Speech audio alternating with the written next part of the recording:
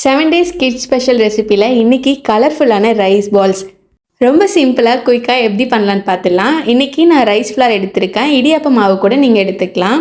அரிசி மாவில் உப்பு தண்ணி சேர்த்து நம்ம ரெடி பண்ணி எடுத்துக்கலாம். இடியாப்பத்துக்கு பிசைகிற மாதிரி பிசைஞ்சு எடுத்துக்கலாம். அடுத்ததாக ரெட் கலருக்காக நான் பீட்ரூட் ஜூஸை யூஸ் பண்ணியிருக்கேன். பீட்ரூட்டை நம்ம அரைச்சிட்டு மாவு கூட மிக்ஸ் பண்ணி அதையும் தனியாக எடுத்து வச்சுக்கலாம். க்ரீன் கலருக்காக நான் கீரை யூஸ் பண்ணியிருக்கேன். கீரை உப்பு தண்ணி சேர்த்து நம்ம அதையும் தனியாக எடுத்து வச்சுக்கிட்டு கொஞ்சம் கொஞ்சமாக எடுத்து சின்ன சின்ன பால்ஸை ரெடி பண்ணி எடுத்துக்கலாம்.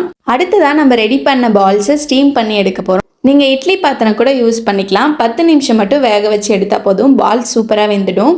நல்லா வேக வச்சு எடுத்ததுக்கப்புறம் நம்ம ஒரு தாளிப்பு மட்டும் பண்ணிக்கலாம். இந்த மாதிரி கலர்ஃபுல்லாக டிஃப்ரெண்ட்டாக செஞ்சு கொடுக்கும்போது நம்ம பேபிஸ் நல்லாவே சாப்பிடுவாங்க. இது மட்டும் இல்லாமல் நம்ம ஆர்டிஃபிஷியலாக எந்த கலருமே சேர்க்கல. நம்ம கீரை பீட்ரூட்னு கலர் சேர்த்துருக்கோம். அதனால இது ரொம்பவே ஹெல்த்தியும் கூட.